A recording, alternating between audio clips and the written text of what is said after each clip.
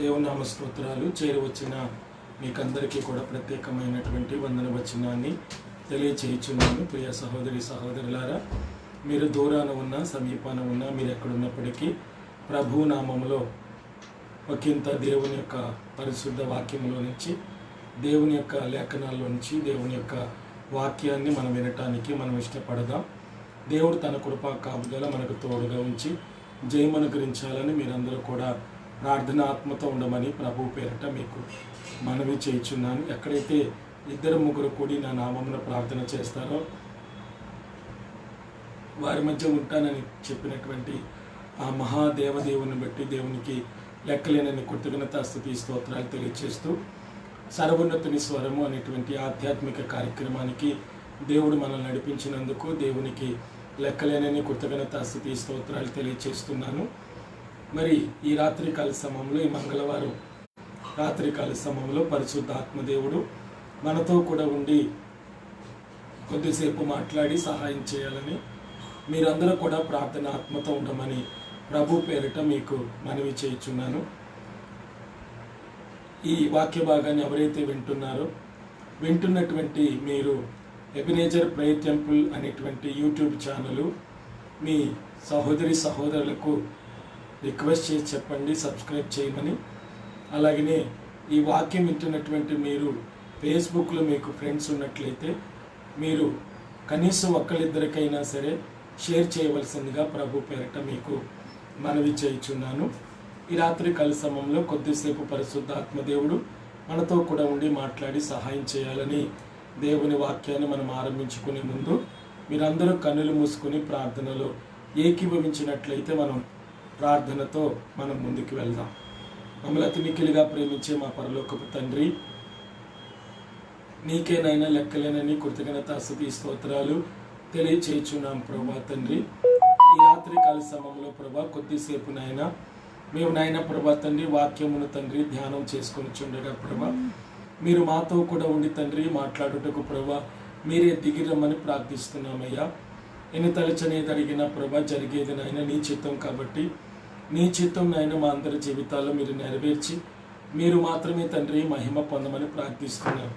నీ కంచె ప్రభ, నీ కాపుదల ప్రభ మాకు తోడుగా ఉంచి నీ సాక్షిగా తండ్రి నీ కొరకు నాయన మా కుటుంబాన్ని ప్రభ మీరు కాపాడి నడిపించి పోషించమని ప్రార్థిస్తున్నాం. నీ ప్రత్యక్షత ప్రభ మాకు తోడుగా ఉంచి జయమును దయచేయమని ప్రార్థిస్తున్నాం.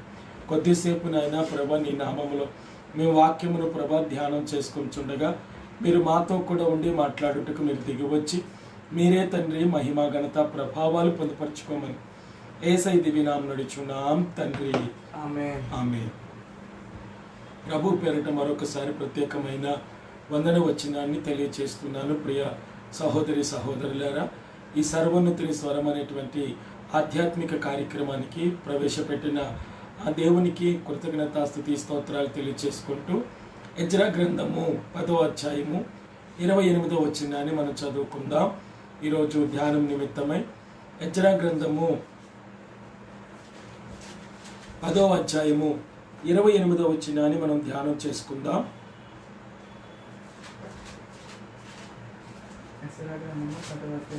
28వ వచనాన్ని ఎజ్రా గ్రంథం 10వ అధ్యాయం 28వ వచనాన్ని మనం ధ్యానం చేసుకుందాం. రేబల్ వంశములో యెహోహానాను, హనన్యా, జబయి, అత్లయి. బాని వంశములో మెషుల్లాము, మల్లూకు. నెహెమ్యా గ్రంథము 10వ అధ్యాయము 28వ వచనాన్ని చదువుకుందాం. నెహెమ్యా గ్రంథము 10వ అధ్యాయం 28వ వచనాన్ని చదువుకుందాం. అయితే జనులలో మిగిలిన వారు అనగా దేవుని ధర్మశాస్త్రమునకు విధేయులగునట్లు దేశపు జనులలో ఉండకుండా తమ్మును తాము వేరుపరచుకొనిన యాజకులు, లేవీయులు, ద్వారపాలకులు, గాయకులు, నేతీనీయులు అందరును దేవుని దాసుడైన మోషే ద్వారా నియమింపబడిన దేవుని ధర్మశాస్త్రం అనుసరించి నడుచుకొనుచు మన ప్రభువైన యెహోవా నిబంధన కట్టడలను ఆచరించుదుమని శపథము పూని ప్రమాణము చేయుటకు కూడిరి. ప్రభువుతో నువ్వు చేయవలసిన ప్రమాణము. మన ప్రసంగాంశం ఏంటండి? ప్రభువుతో నువ్వు చేయవలసిన ప్రమాణము. ఏ విషయంలో ప్రభువుతో మనం ఏం చేయాలంటే ప్రమాణం చేయాలి అనేది మనం కొద్దిసేపు ధ్యానం చేసుకుందాం. BC 586 సంవత్సరంలో నెబుకద్నెజర్ రాజు అనేటువంటి బబులోను దేశాన్ని పాలిస్తున్నటువంటి నెబుకద్నెజరు అనేటువంటి ఆ రాజు ఇశ్రాయేలు జనాంగంలోనికి వచ్చి యెరూషలేమును ముట్టడి వేసి చెరగొని ఆ యెరూషలేము పట్టణాన్ని సమూల ధ్వంసము నాశనము చేసి ఆ యెరూషలేము పట్టణాన్ని నాశనం చేసి నేలమట్టం చేసి ఇశ్రాయేలు ప్రజలందరినీ చెరగొని తీసుకొని వెళ్ళిపోయాడు. 70 సంవత్సరాల అనంతరము కోరేషు రాజు యొక్క ఏలుబడిలో మరలా ఇశ్రాయేలు ప్రజలు నెహెమ్యా యొక్క ప్రార్థన ద్వారా, నెహెమ్యా యొక్క విన్నపము ద్వారా, అలాగనే దానియేలు యొక్క ప్రార్థన ద్వారా ఇశ్రాయేలు ప్రజలు మరలా వీరందరూ కూడా యెరూషలేముకు వెళ్ళటానికి ఏమయ్యారంటే ప్రయాణమయ్యారు. యెరూషలేము వెళ్ళటానికి ప్రయాణమయ్యి యెరూషలేములోనికి వెళ్ళిన తర్వాత వీరందరూ యెరూషలేము దేవాలయము నెహెమ్యా కాలంలో, జెరుబాబేలు కాలంలో, ఎజ్రా కాలంలో వీరి ముగ్గురు సమకాలీకులు అన్నమాట. వీరి కాలంలో నెహెమ్యా గోడలు కడుతుండగా 52 రోజుల్లోనే వారు దేవాలయాన్ని ఏం చేశారంటే కట్టడం ప్రారంభించారు. మరి వారు యెరూషలేములోనికి వెళ్ళి నెహెమ్యా రాజుతో రాజు యొక్క విన్నపం తీసుకొని యెరూషలేములోనికి వెళ్ళి యెరూషలేము దేవాలయమును వారు 52 రోజుల్లో ఏం చేశారంటే తిరిగి కట్టేసినప్పుడు వారందరూ దేవాలయంలో చేరి వారందరూ కూడా కొన్ని జాతులు వారు అక్కడ దేవునితో ఏం చేస్తున్నారంటే ప్రమాణం చేస్తున్నారు. అదే సమయంలో శపథం అనేటువంటి ప్రమాణం చేస్తున్నారు. అంటే ప్రభుతో నువ్వు చేయవలసిన ప్రమాణము అని ప్రసంగాంశం ఏంటండి? ప్రభుతో నువ్వు చేయవలసిన ప్రమాణము. కారణం ఏంటి? ఏ విషయంలో ప్రభుతో మనం ప్రమాణం చేయాలి? ఒకటి, వాక్య విషయంలో మనం దేవునితో ఏం చేయాలంటే ప్రమాణం చేయాలి. ఎందుకని వాక్య విషయంలో ప్రభుతో మనం ఏం చేయాలంటే ప్రమాణం చేయాలి. ఎజ్రా గ్రంథము, అది నెహెమ్యా గ్రంథము 10వ అధ్యాయం 28వ వచనాన్ని మరొకసారి మరలా చదువుదాం. అయితే జనులలో మిగిలిన వారు అనగా దేవుని ధర్మశాస్త్రమునకు విధేయులగునట్లు దేశపు జనులలో ఉండకుండా తమ్మును తాము వేరుపరుచుకొనిన యాజకులు, లేవీయులు, ద్వారపాలకులు, గాయకులు, నెతీనీయులు అందరూ దేవుని దాసుడైన మోషే ద్వారా నియమింపబడిన దేవుని ధర్మశాస్త్రం అనుసరించి నడుచుకొనుచు మన ప్రభువైన యెహోవా నిబంధనలను కట్టడలను ఆచరించుదుమని. అంటే దేవుని వాక్య విషయములో వారు ఏం చేశారంటే దేవునితో ప్రమాణం చేశారు అండి. ఇదివరకు మేమేం చేసామంటే దేవుని ధర్మశాస్త్ర గ్రంథమును విన్నాం కానీ చదివాం కానీ దాని ప్రకారం ఏం చేయలేకపోయామంటే జీవించలేకపోయాం. చాలామంది అందుకనే ప్రభు అపోస్తుల కార్యంలోనే కానీ అలాగనే కొన్ని పత్రికల్లో పౌలు కూడా రాస్తున్నాడు. కారణం ఏంటంటే మీరు వింటూ మట్టుకు విందురు కానీ నా చూడనే చూడరు ఏంటి, వింటూ మట్టుకు విందురు కానీ గ్రహింపరు, అలాగే చూచుట మట్టుకు చూచుతురు కానీ కానలేక ఉందురు అని చెప్పి దేవుని యొక్క వాక్యం సెలవిస్తుంది.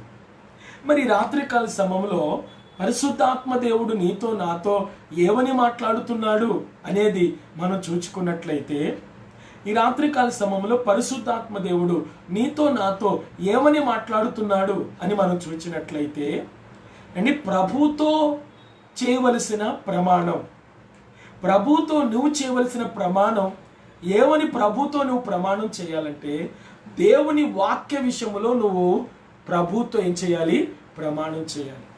అందుకని యాకోబు పత్రిక 1వ అధ్యాయము 22వ వచనాన్ని మీరు చదివితే, మీరు యాకోబు పత్రిక 1వ అధ్యాయం 22వ వచనంలో మనం చదివితే, మీరు వినువారు మాత్రమై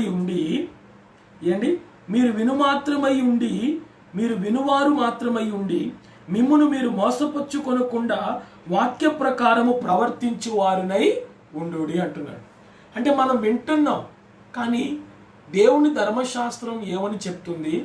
దేవుని వాక్యం దైవజనుడు ప్రసంగిస్తున్నప్పుడు దేవుని వాక్యాన్ని, అసలు దేవుని వాక్యములో ఏముంది? దేవుని వాక్యములో ఏముంది? దేవుని వాక్యములో ఉన్నది ఉన్నట్టు దైవజనుడు ఎందుకు చెప్తున్నాడు? ఆ చెప్తున్న ప్రకారము అంటే అది చెప్పటానికైనా, దాన్ని ఆచరణలో పెట్టడానికి కాదా అని చెప్పి మనము ఒకరినొకరం ఏం చేయాలంటే స్వీయ పరిశీలన చేసుకోవాలి. దేవుని వాక్యం చెప్తున్నటువంటి ప్రకారం నేను నడుచుకుంటున్నానా లేదా? అంటే మీరు వినువారు మాత్రమై ఉండి దాని ప్రకారము ప్రవర్తించని వారైతే మీకేం ప్రయోజనం? అంటే దేవుని వాక్యం మనం వింటున్నప్పుడు దాని ప్రకారం ప్రవర్తించటానికి కూడా మనలో మనం ఏం చేసుకోవాలంటే సమర్పణ చేసుకోవాలి. హల్లెలూయా. కారణం ఏంటి అంటే దేవుని వాక్యం, అందుకనే సద్దుకైలతోటి పరిసయ్యులతోటి ప్రభు ఏమని చెప్తున్నాడంటే, పరిసయ్యులతోటి సద్దుకైలతోటి ప్రభు ఏమని చెప్తున్నారంటే, మీరు వింట మట్టుకు విందును కానీ మీరు గ్రహించలేకపోతున్నారు, చూచుట మట్టుకు చూస్తున్నారు కానీ దాన్ని కానలేక ఉన్నారు. అందుకనే మీరు ఆ పుదీనాలోను అలాగే సోపులోను ఇవన్నీ కూడా మీరు ధర్మశాస్త్ర ప్రకారం నడుస్తున్నారు, కానీ ధర్మశాస్త్రం చెప్తున్నటువంటి వాక్య ప్రకారం మీరు ఏం చేయలేకపోతున్నారంటే నడవలేకపోతున్నారు అని ప్రభు అక్కడ వాక్యం ద్వారా హెచ్చరిస్తున్నట్టుగా మనం చూస్తున్నాం. అంటే మనం వాక్యాన్ని విని దాని ప్రకారం మనం నడుచుకోకపోతే, మనం వాక్యం విని దాని ప్రకారం మనం నడుచుకోకపోతే మనం సఫలులు కాలేము అని నేను గత ఆదివారం చెప్పాను. ఎవరు సఫలులవుతారు అంటే దేవుని వాక్యముని విని దాని ప్రకారంగా ఎవరైతే నడుచుకుంటారో, దేవుని వాక్యముని విని దాని ప్రకారంగా ఎవరైతే నడుచుకుంటారో వారు సఫలులవుతారు అంటే ఫలిస్తారు, సఫలులవుతారు, వారు ఫలిస్తారు. కానీ ఈ రాత్రికాల సమయంలో పరిశుద్ధాత్మ దేవుడు నీతో నాతో ఏమని మాట్లాడుచున్నాడు అంటే, దేవుని వాక్య విషయంలో దేవుడు వాక్యమైన దేవుడు కాబట్టి మరి దేవుని వాక్యము నీలో ఉన్నట్లయితే గనక, నీతో ఉన్నట్లయితే గనక, దేవుని వాక్యము నీతో మాట్లాడుతున్నట్లయితే గనక, దేవుని వాక్యమే ఒక ప్రవచనం కాబట్టి, ఎందుకని ఆది యందు వాక్యము ఉండెను, వాక్యము దేవుని యొద్ద ఉండెను, వాక్యమే దేవుడై ఉండి అంటున్నాడు. కాబట్టి ఆ వాక్యమైన దేవుని నువ్వు నమ్ముకొనినట్లయితే, ఆ వాక్యమైన దేవుని నీవు నమ్ముకొనినట్లయితే, ఆ వాక్యం చెప్తున్నటువంటి ప్రకారం ఎవరైనా నేను బిడ్డల్ని ప్రేమిస్తున్నాను అనుకోండి, లేకపోతే ఎవరైనా ఇంకొకరు ప్రేమిస్తున్నారు అనుకోండి, ఎవరైతే ప్రేమించబడుతున్నారో, ఎవరైతే ప్రేమిస్తున్నారో ఆ ప్రేమిస్తున్నటువంటి వారి ప్రకారం, వారు చెప్పిన మాట ప్రకారం జీవిస్తే ప్రేమించబడిన వాళ్ళు, ఆ ప్రేమిస్తున్న వాళ్ళకి ఎంతో ఆ వ్యక్తి మీద అభిమానం, గౌరవము ఉంటుంది. అయితే నా మాట ప్రకారం ఆ వ్యక్తి నడుస్తున్నాడు కాబట్టి, నా మాట ప్రకారం ఆ వ్యక్తి జీవిస్తున్నాడు కాబట్టి, ఆ వ్యక్తికి నేను ప్రేమ చూపించిన దాన్ని బట్టి ఆ వ్యక్తి నాచే ప్రేమించబడుతున్నాడు. కాబట్టి నేను ఆ వ్యక్తి విషయంలో ఒక ప్రత్యేకత కలిగి, ఆ వ్యక్తి విషయంలో నేను ఒక శ్రద్ధ కలిగి, ఆ శ్రద్ధ తీసుకుంటానని చెప్పి దేవుడు మన పక్షంగా వ్యాజ్యమాడి ఏం చేస్తాడంటే అద్భుతం ఆశ్చర్య కార్యము జరిగిస్తాడు. రెండవదిగా మనం చూసినట్లయితే దేవుని పరిశుద్ధ దిన విషయంలో దేవునితో మనం ఏం చేయాలి? ప్రమాణం చేయాలి. దేవునితో నీవు చేయవలసిన ప్రమాణం అంటే దేవునితో నువ్వేమని ప్రమాణం చేయాలి? చాలా మంది బాప్తిసం తీసుకున్నప్పుడు సేవకుడు ఏం చేస్తాడంటే ప్రమాణం చేపిస్తాడు. అంటే బాప్తిసం తీసుకున్నప్పుడు అంటే సేవకుడు అంటే విశ్వాసితో నీళ్ళలోనికి తీసుకుని వెళ్ళి సేవకుడు ఒక చెయ్యి ఆకాశం వైపు ఎత్తి, ఒక చెయ్యి అండి ఆమె 2 చేతులు ఆ వ్యక్తి యొక్క బాప్తిసం తీసుకున్న వ్యక్తి యొక్క 2 చేతులు పట్టుకొని అండి ఏమిచ్చినటువంటి నోటి సాక్ష్యమును బట్టి, అలాగనే దేవుడు నాకిచ్చినటువంటి అధికారమును బట్టి ఏమొక తండ్రి యొక్కయు కుమారుని యొక్కయు పరిశుద్ధాత్మ నామములో ఈయనకి నేను బాప్తిసం ఇచ్చుచున్నానని సేవకుడు ఆ నీళ్ళలో ముంచక ముందు ఇదిగో యేసుప్రభు గొప్పవాడని, యేసుప్రభు నీ కొరకు మరణించాడని, యేసుప్రభు నీ కొరకు శిలువ మరణం పొందాడని, యేసుప్రభు నీ కొరకు తిరిగి లేచాడని, యేసుప్రభు మరలా రాబోతున్నాడని, యేసుప్రభు రాబోతున్నప్పుడు నువ్వు యేసు ఎలాగైతే మృతులలో నుంచి తిరిగి లేచాడో అలాగే నువ్వు కూడా తిరిగి లేవగలగని నమ్ముతున్నావంటే నమ్ముతున్నానయ్యా అని చెప్తూ సేవకుడు ఏమంటాడంటే ప్రతి ఆదివారం మానకుండా మందిరానికి వస్తావా అంటే వస్తానయ్యా అని చెప్పి సేవకుని దగ్గర నీటిలో సంఘం ముందు అండి సంఘము బాప్తిసం పొందుతున్నప్పుడు సంఘంలో కనీసం ఒక 10 మంది అయినా వస్తారు బాప్తిసం పొందుతున్నప్పుడు. అలాగనే సేవకుడు ఉంటాడు, సేవకురాలు ఉంటారు, పాడేవాళ్ళు ఉంటారు అండి, వాక్యం చదివే వాళ్ళు ఉంటారు. అలా ఒక 10-15 మంది, అది సంఘమే కదా. అంటే సంఘము ఎదుట నువ్వేం చెప్తున్నావు? నీళ్లలో సాక్ష్యం ఇస్తున్నావు. సేవకుని దేవునితో సమానం కాబట్టి సేవకుని దేవునితో నువ్వేం చెప్తున్నావు? సాక్ష్యం చెప్తున్నావు. అంటే తండ్రి అయిన దేవుడు నీకు సాక్షిగా పైనుంచి చూస్తున్నాడు. నీళ్లు నీకేమిస్తున్నాయి అంటే సాక్ష్యం ఇస్తున్నాయి. నీళ్లు నీకు సాక్ష్యం ఇస్తున్నాయి. మరి బాప్తిసం పొందిన కానించి మరి దేవుని పరిశుద్ధ దిన విషయంలో నువ్వు దేవునితో చేసిన ప్రమాణం ఏంటి? మీరారా మీరలేదా? నేను చాలా మందితో పోయిన ఆదివారం కాకుండా అంతకుముందు ఆదివారం కూడా నేను చెప్పాను. సంవత్సరమునకు 52 ఆదివారాలు అయితే పరిశుద్ధ దినము కొరకు మనము నియమించబడ్డాం కానీ మన కొరకు పరిశుద్ధ దినాన్ని దేవుడు ఏం చేయలేదంటే నియమించలేదు. పరిశుద్ధ దినము కొరకు మనం ఏం చేయబడ్డాము? నియమింపబడ్డాము. పరిశుద్ధ దినము కొరకు మనము నియమించబడ్డాము. కారణం ఏంటి? 5 రోజులు సృష్టి అంతటిని చేసి 6వ రోజు ఏం చేశాడంటే ఆరవ రోజు ప్రభు మానవుని చేశాడు. 7వ రోజు ఏం చేశాడు? విశ్రమించాడు. అంటే 7వ దినం ఏ దినం? విశ్రాంతి దినం, అంటే పరిశుద్ధ దినం. చాలా మంది క్రైస్తవులకి విశ్రాంతి దినం పరిశుద్ధ దినం, కానీ అది క్రైస్తవులకి సెలవు దినం కాదు. చాలా మంది ఏమనుకుంటారంటే ఆదివారం సెలవు కాబట్టి ఆఫీసులకు వెళ్ళేవాళ్ళు, అలాగే ఊర్లు వెళ్ళేవాళ్ళు, ఊర్లు వెళ్ళేవాళ్ళు చాలా మంది ఆదివారం అయితే అందరూ ఉంటారని, మాకు ఆదివారం సెలవు కాబట్టి ఆదివారం ఏదో ఒక ఆరాధనకి వెళ్ళి ఊరు ప్రయాణాలు పెట్టుకొని, లేకపోతే ఆదివారం వచ్చినప్పుడే సెలవు కాబట్టి శనివారమే ఊరు వెళ్ళిపోయి ఆదివారం శనివారం కూడా అక్కడే ఉండి ఆదివారం నైట్ బయలుదేరి మళ్ళా సోమవారం డ్యూటీకి వెళ్ళిపోయినటువంటి క్రైస్తవులు చాలా మంది ఉన్నారు.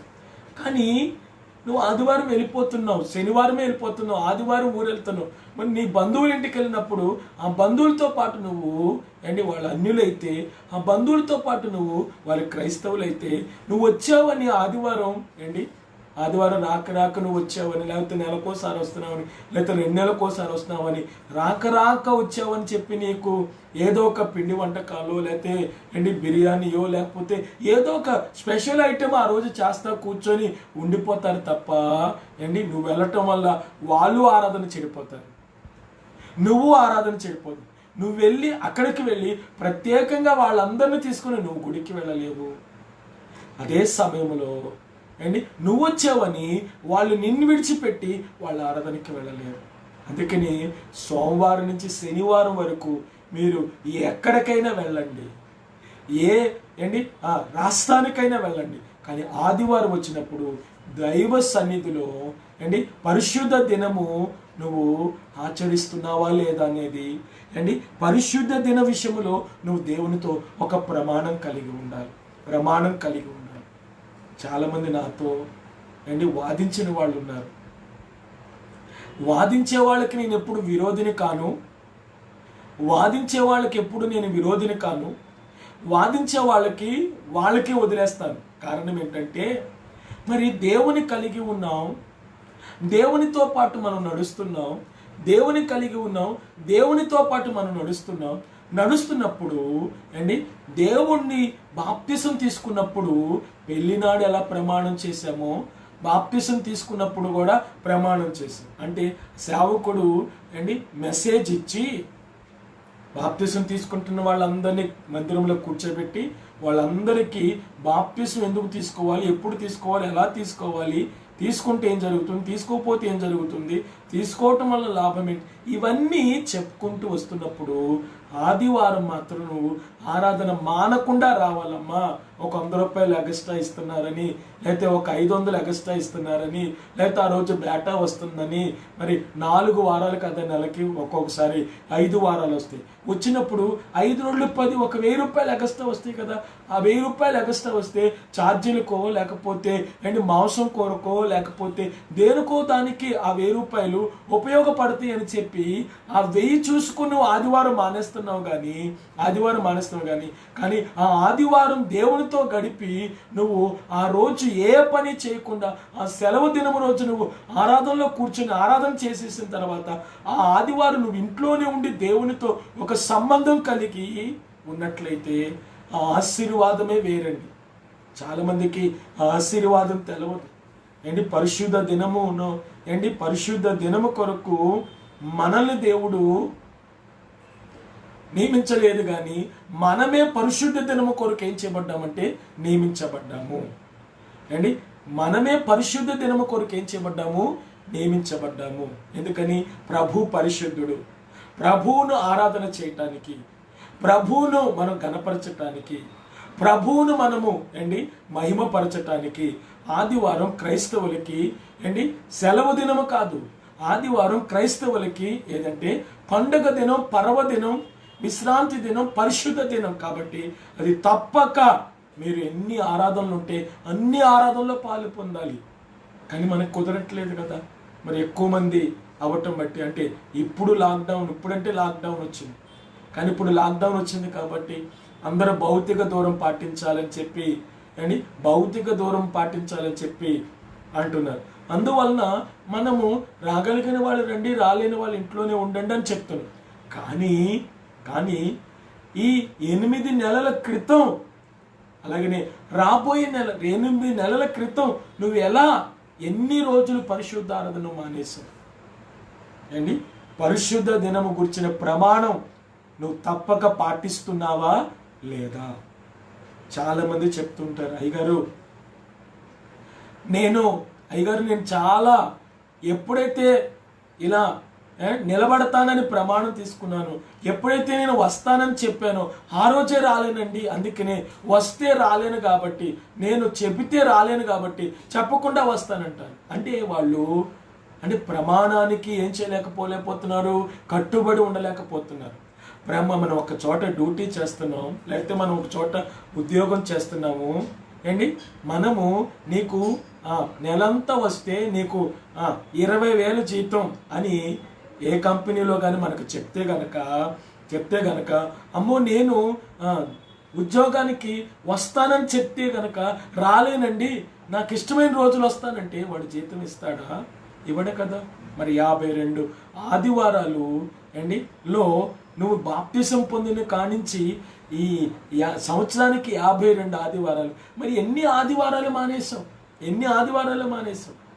అంటే బాప్తిసం తీసుకున్న రోజు నుంచి నీ పరిశుద్ధ దినం ఏం చేయబడుతుందంటే, నువ్వు ఎన్ని పరిశుద్ధ దినాలు మానేసావు, ఎన్ని పరిశుద్ధ దినాలు అంటే యథార్థంగా దేవుణ్ణి ఆరాధించావు, ఎన్ని పరిశుద్ధ దినాలు దేవుని సన్నిధికి వచ్చి వాళ్ళ చూ అశ్రద్ధతో ఉన్నావు, ఎన్ని పరిశుద్ధ దినాలు ఏంటి దేవుని గణపరిచి ఆరాధించి మహిమపరిచావు. ఇవన్నీ కూడా నువ్వు బాప్తిసం పొందిన నాటి నుంచి క్రీస్తులో ఏంటి మహిమలో మార్చబడే వరకు నీ దినములు ఏం చేయబడతాయి అంటే లెక్కించబడతాయి. చాలామందికి అది తెలియదు. కానీ తెలిసిన వాళ్ళు చాలామంది నడవలేకపోతున్నారు.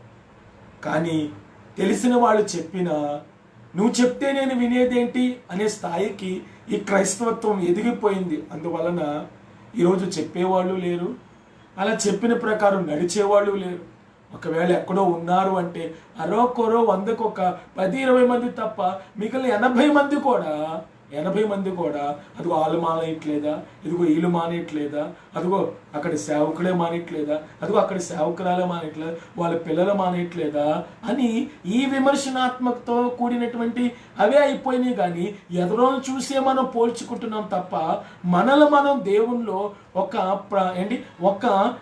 సమర్పణ కలిగి ప్రభుతో ప్రమాణం చేశాం. ఇప్పుడు ఎదటోళ్ళని చూసి మనం నడుచుకుంటుంటే రేపు దేవుడు మనల్ని అడుగుతా, నువ్వు ఆమెను ఎందుకు వెంబడించావు, నువ్వు ఎవరితో ప్రమాణం చేసావు, ఆమెతో కాదుగా ప్రమాణం చేసింది. సేవకుడు నీతో ప్రమాణం చేపించినప్పుడు ఆ సేవకునితో పాటు ఎవరున్నారంటే నేనున్నాను అని చెప్పి దేవుడు అడుగుతాడు. మూడవదిగా నెహెమ్యా పరిశుద్ధ దిన విషయంలో ప్రమాణం. దీనికి ఆధార వాక్యం నెహెమ్యా గ్రంథము 10వ అధ్యాయం 31వ వచనాన్ని చదువుదాం. 10వ అధ్యాయం 31వ వచనాన్ని. దేశపు జనులు విశ్రాంతి దినమందు అమ్మకపు వస్తువులనే గాని భోజన పదార్థములనే గాని అమ్ముటకు తెచ్చిన ఎడల విశ్రాంతి దినమున గాని పరిశుద్ధ దినములలో గాని వాటిని కొనకుందమని. చూడండి, వీళ్ళు ఏంటి దేవుని పరిశుద్ధ దిన విషయములో ఒక ప్రమాణం చేస్తున్నారు. అయ్యో, ఇదివరకు మేము ఈ 70 సంవత్సరాలు చరనివాసం ఎందుకు అనుభవించవలసి వచ్చింది అంటే, ఈ 70 సంవత్సరాల చరనివాసం ఎందుకు అనుభవించవలసి వచ్చిందంటే ఇదివరకు మేము సరిగా లేవు కాబట్టి ఇప్పుడు ఆదివారం విశ్రాంతి దినమందు అమ్మకపు వస్తువులనే గాని భోజన పదార్థములనే గాని అమ్ముటకు తెచ్చిన ఎడల అంటే అక్కడ పరిశుద్ధ దినము రోజు మరి మేము ఏ వ్యాపారం చెయ్యము అని చెప్పి వాళ్ళు అక్కడ ఒక తీర్మానం చేస్తున్నారు.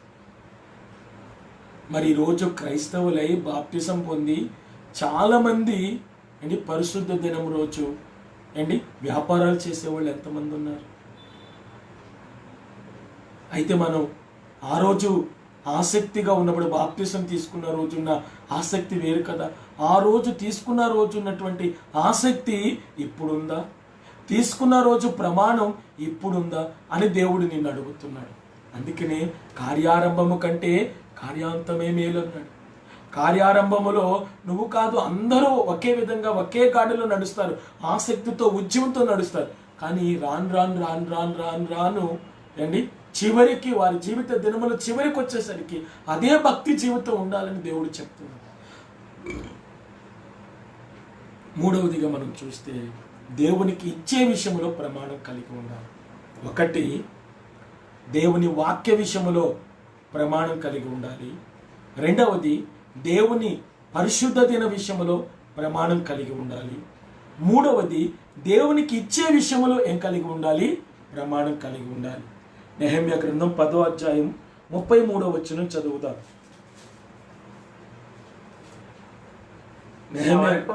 సవరింపబడిన రొట్టెల విషయములలోను రొట్టె విషయములోను నిత్య నైవేద్య విషయములోను నిత్యము అర్పించు దహన బలి విషయములోను విశ్రాంతి దినముల విషయములోను అమావాస్యల విషయములోను నిర్ణయింపబడిన పండుగల విషయములోను ప్రతిష్ఠితములైన వస్తువుల విషయములోను ఇశ్రాయేలీయులకు ప్రాయశ్చిత్తము కలుగుటకైన పాప పరిహార్థ బలుల విషయములోను మన దేవుని మందిరపు పని అంతటి విషయములోను అలాగుననే నిర్ణయించుకొంటిమి.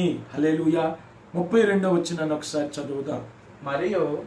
మరియు మన దేవుని మందిరపు సేవ నిమిత్తము ప్రతి సంవత్సరము తులము వెండిలో 3వ వంతు ఇచ్చేదమని నిబంధన ఏ విషయములోనండి?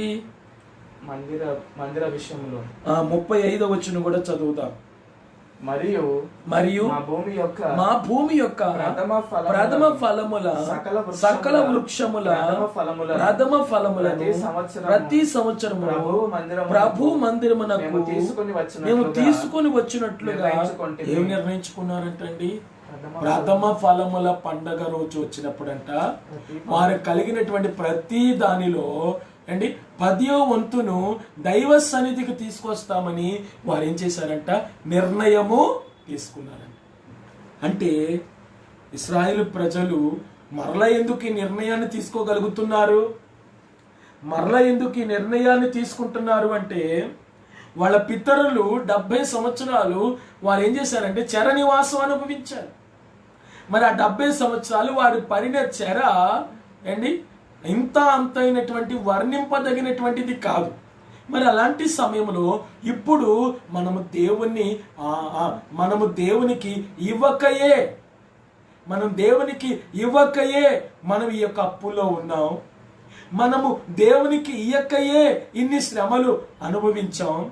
మనం దేవునికి ఇయ్యకయే ఇన్ని సమస్యలు మనకి ఒడిచుట్లు వచ్చినాయి అని చెప్పి వీళ్ళు ఏం చేస్తున్నారంటే అండి ఒక నిర్ణయానికి వస్తున్నారు, ఒక ప్రమాణానికి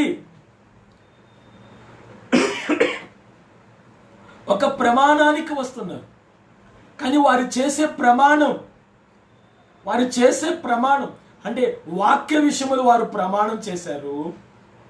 రెండవది దేవుని పరిశుద్ధ దిన విషయం వారు ప్రమాణం చేశారు. మూడవదిగా దేవునికి ఇచ్చే విషయంలో వాళ్ళు ఏం చేస్తున్నారండి? ప్రమాణం చేస్తున్నారు. అందుకని రోమపత్రికలో కొరింథీ పత్రికలో పౌలు సంఘాలకి పత్రిక రాస్తూ మాసిదోనియా సంఘం వాళ్ళట ఇచ్చే విషయంలో దాతృత్వం కలిగి దేవునికి ఇచ్చారంట. అందుకనే వెదజల్లి అభివృద్ధి చెందువారు కలరు, తగిన దానికంటే తక్కువ ఇచ్చి లేమికి వచ్చి వారు కలరు. అంటే వారు ఇవ్వగలరు, అంటే వారు దేవునికి ఇవ్వగలరు. కానీ అయ్యో దేవునికి అన్నీ తెలుసు, దేవునికి ఇస్తే ఏమవుతుంది, దేవునికి అన్నీ తెలుసు కాబట్టి ఇది ఇస్తే రేపు నాకు ఇంకా మరలా నెలదాకా రావు కదా అని చెప్పి వారు దేవునికి ఇచ్చిన దాన్ని తినేయటానికి సిద్ధంగా ఉన్నారు.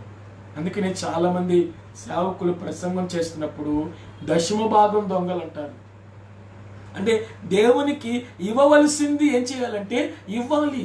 మీరు లేవియా కాండము 27వ అధ్యాయంలో చదివితే మీరు దేవునికి ఏదైతే ఇస్తానని చెప్పి అనుకున్నారో మొక్కుకున్నారో ఆ మొక్కుకున్నటువంటి దానిని మీరు చెల్లింపుకుంటే కనుక అది మరలా మీరు చెల్లిస్తున్నప్పుడంట మీరు చెల్లించడానికి మొక్కుకున్నారు కానీ మీ దగ్గర లేదు. కానీ దేవుడు మీకు ఇచ్చినప్పుడు దాన్ని మరలా 7 అంతలు ఏం చేయాలంటే తిరిగి చెల్లింపవలెను అంటున్నాడు. అంటే దేవుని ప్రమాణం చూడండి, దేవుని ప్రమాణం చూడండి. అంటే దేవునితో నీవు చేయవలసిన ప్రమాణం అంటే ఇచ్చే విషయంలో కూడా నీకేముండాలంటే ఒక ప్రమాణం ఉండాలి. చాలా మంది తెలుసు మీరు ఎంత ఇస్తున్నారని అడిగి ఇచ్చేవాళ్ళు ఉన్నారు. కొంతమంది ఎదుటోళ్ళని బట్టి వాళ్ళకంటే నేను కొంచెం ఎక్కువ ఇవ్వాలని ఇచ్చేవాళ్ళు ఉన్నారు. కొంతమంది మనం వాళ్ళకి సరితూగుతామేంటి, వాళ్ళు ఎక్కువ ఇస్తున్నారని చెప్పి మనం కూడా అన్నిట్లో తీసిస్తామేంటి, మనకి ఎన్ని ఉన్నాయి ఖర్చులు అని చెప్పి అసల్లో తగ్గించి ఇచ్చేవాళ్ళు ఉన్నారు. అంటే ఎవరు అండి ఎంతవరకు దేవునితో అండి ప్రమాణం చేసుకున్నారో, అందుకని వివేచింపక ప్రతిష్ఠితమని చెప్పుటయు, మొక్కుకొనిన తర్వాత దానిని చెల్లింపకుండుటయు ఒకనికి ఏమవుతుందంటే ఉరి అవును. ప్రసంగి గ్రంథం 5వ అధ్యాయంలో ఏమంటే, నువ్వు మొక్కుకుంటే దాన్ని చెల్లించాల్సిందే. నువ్వు మొక్కుకోకుండా నువ్వు మొక్కుకొని దాన్ని చెల్లింపకుంటే నువ్వు మొక్కుకోకుండా ఉండటమే మంచిది అంటున్నాడు. చాలా మంది సమస్యలు వచ్చినప్పుడు, ఇబ్బందులు వచ్చినప్పుడు, అవమానం కలిగినప్పుడు మొక్కుకున్న దాన్ని ఈసారి ఎప్పుడైనా చెల్లిస్తాలయ్యా అని చెప్పి ఆపద మొక్కులు వాళ్ళలాగా మొక్కేస్తారు. చాలా మంది ప్రతి దానికి మొక్కేస్తూ ఉంటారు. చాలా మంది ఇదిగో నువ్వు ఈ కార్యం చేస్తే నేను ఇలా ఉంటా అంటే, దేవుడు ఆ కార్యం చేశాక దేవుడికి ఇచ్చే విషయంలో కొంతమంది మర్చిపోతూ ఉన్నారు. అందుకని ఇచ్చే విషయంలో నువ్వేం కలిగి ఉండాలంటే ఒక ప్రమాణం కలిగి ఉండాలి. దీనికి ఆధార వాక్యం కూడా మనం చదువుకున్నాం. 4వదిగా మనం చూస్తే, దేవుని సన్నిధి విషయంలో నీకు ఏముండాలంటే ఒక ప్రమాణం. నువ్వు దేవునితో చేయవలసిన ప్రమాణం, దేవునితో నీవు చేయవలసిన ప్రమాణం అంటే, ఒకటి వాక్య విషయంలో ప్రమాణం చేయాలి. రెండవది దేవుని పరిశుద్ధ దిన విషయంలో ప్రమాణం చేయాలి. మూడవది దేవునికి ఇచ్చే విషయంలో ఏం చేయాలి? ప్రమాణం చేయాలి. 4వదిగా దేవుని సన్నిధి విషయంలో కూడా నీకేముండాలంటే ఒక ప్రమాణము ఉండాలి. నెహెమ్యా గ్రంథం 10వ అధ్యాయం 39వ వచనాన్ని చదువుదాం. నెహెమ్యా గ్రంథం 10వ అధ్యాయం 39వ వచనం. ఇశ్రాయేలీయులను లేవీయులను ధాన్యమును క్రొత్త ద్రాక్షరసమును నూనెను తేగ సేవ చేయు యాజకులను ద్వారపాలకులను గాయకులను వాటిని తీసుకొని ప్రతిష్ఠితములకు ఉపకరణములుండు మందిరపు గదులలో ఉంచవలెను. మా దేవుని మందిరమును మేము అంటే చివరిగా వాళ్ళు ఏం చేస్తారంటే, మేము దేవుని మందిరమును ఏం చేయము అంటే దేవుని సన్నిధి విడిచిపెట్టము. అంటే నువ్వు దేవుని మందిరము నీ కొరకే, దేవుని మందిరం నీ కొరకే. ఆయన మందిరములో అనగా ఆయన సన్నిధిలో ఎక్కువసేపు గడిపే భాగ్యం ఏం చేయాలంటే నువ్వు కలిగి ఉండాలి. చాలామంది కట్టే తెచ్చే పెట్టే అన్నట్టుగా, అలాగనే చాలామంది టైం చూసుకొని వస్తూ ఉంటారు. ఈ టయానికి పాటలు అయిపోతాయి, వాక్యం టైంకి వెళ్దాం అని కొంతమంది వస్తారు. ఈ టయానికి వాక్యం సగం అయిపోయి 30 గంట అయిపోతుంది, ఇంకా 15 గంటలు అవుతుంది, మనం వెళ్ళేసరికి కొంచెం కూడా అయిపోద్ది. కానుక పట్టే టయానికి కొంతమంది వస్తారు. కొంతమంది కానుక పట్టే టైం కూడా రాలేకపోతారు. కొంతమంది ఆమెననే టయానికి వచ్చి ఆశీర్వాదం ఇస్తున్నప్పుడు అలా వచ్చి మోకరించి ప్రార్థన చేసుకొని వెళ్ళిపోతారు. కారణం ఏంటి? దేవుని సన్నిధి అనేది నీకు ఒక అనుభవం ఉండాలి. నువ్వు దేవుని మందిరానికి ఎందుకు వస్తున్నావు? దేవుని మందిరములో ఏముంది? దేవుడు మందిరాన్ని అనేది ఎందుకు ఏర్పరిచాడు? నిర్గమాకాండంలో మీరు చూసినట్లయితే, ఇదిగో నేను వారి మధ్య నివాసం చేయటానికి వారు నాకు ఒక పరిశుద్ధ స్థలమును ఏం చేయాలంటే నియమించవలెను, ప్రత్యక్ష గుడారమును చేయవలెను. నేను వారి మధ్య నివసించుటకు అంటే 3 గోత్రాలు అటు 3 గోత్రాలు ఇటు 3 గోత్రాలు ఇటు 3 గోత్రాలు అంటే 12 గోత్రాల మధ్య ప్రత్యక్ష గుడారము మోషే ఏర్పాటు చేయమని దేవుడు చెప్పాడు. మరి మోషే ఆ ప్రత్యక్ష గుడారమును ఏర్పాటు చేసినప్పుడు ఆయన సన్నిధి వారి మధ్యకు ప్రత్యక్ష గుడారంలోనికి ఏం చేశారంటే మధ్య భాగంలోనికి దిగి వచ్చేది. మరి ఈరోజు దేవుని మందిరమునకు వస్తున్నప్పుడు ఊరుకోరని వస్తున్నావా, లేకపోతే వెళ్ళాలి కాబట్టి తప్పదు కాబట్టి అని వస్తున్నావా, లేకపోతే ఆ రోజు పెళ్లినాటి ప్రమాణాల్లాగా బాప్తిసం తీసుకున్నప్పుడు ప్రమాణం చేసావు, ఏదో ఒక సమయంలో వెళ్తే చాలే అన్నట్టుగా వెళ్తున్నావా? చాలా మంది క్రైస్తవులే నిన్ను ప్రశ్నిస్తూ ఉంటారు, లేకపోతే అన్యులు ప్రశ్నిస్తూ ఉంటారు. ఒక కుటుంబంలో ఒకరు నమ్ముకోలేదు అనుకోండి దేవుణ్ణి, ఆ నమ్ముకున్న వాళ్ళు నమ్ముకొని వెళుతున్న వాడిని వెనక్కి లాగుతూ ఉంటారు. ఇదిగో వాళ్ళు పక్కన వాళ్ళు క్రైస్తవులే, వాళ్ళు చర్చికి వెళ్ళేవాళ్ళే, వాళ్ళే వెళ్ళట్లేదు. ఇప్పుడు నీకింత భక్తి ఎక్కడి నుంచి వచ్చింది? నువ్వు వెళ్ళిపోతున్నావు, మధ్యలో వచ్చింది ఈ భక్తి, మధ్యలోనే పోతున్నట్టుగా ఉంటాడు. కాదు కాదు అండి. దైవ సన్నిధి విషయములో, దేవుని సన్నిధి విషయంలో నీకేం ఉండాలంటే ఒక ప్రమాణం ఉండాలి అండి. దేవుని మందిరానికి వెళ్ళి ముందుగా మనం ఏం చేయాలంటే మోకరించి దేవునితో ఒక సంబంధం కలిగి ప్రార్థన చేసుకోవాలి అండి. పాటలకి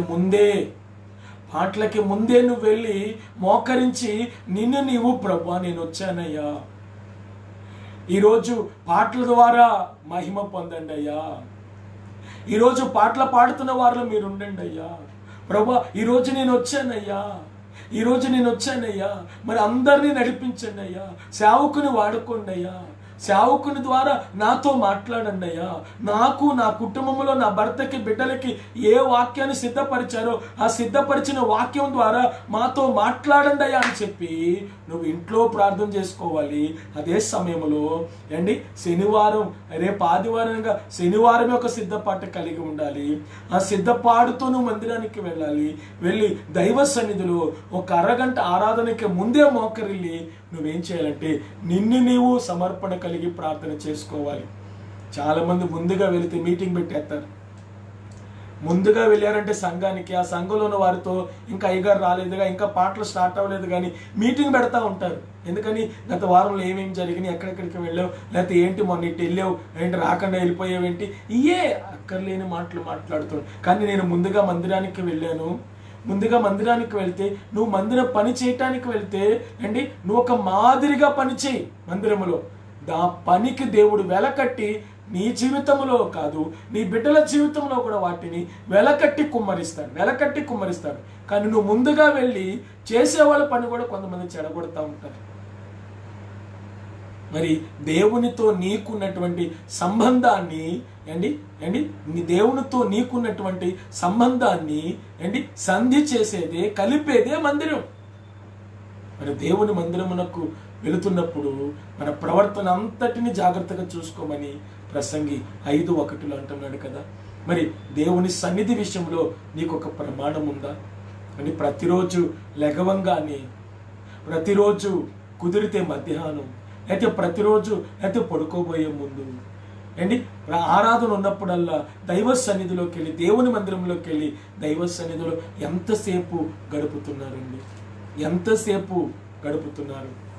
అందుకనే కౌరవ కుమారులు 84వ కీర్తన లో రాస్తున్నారు కదా, దేవుని మందిరములో ఒక దినము గడుపుట 1000 దినముల కంటే ఏదంటే శ్రేష్టము అంటున్నారు. అంటే దేవుని సన్నిధిలో ఒక దినము గడుపుట 1000 దినముల కంటే శ్రేష్టం అన్నప్పుడు, మరి ఆ గడుపుతున్నప్పుడు ఒక సంబంధము, దేవునితోని ఒక దినం గడుపుతున్నప్పుడు దేవునితో ఒక సంబంధం, దేవునితో ఒక సంబంధ బాంధవ్యం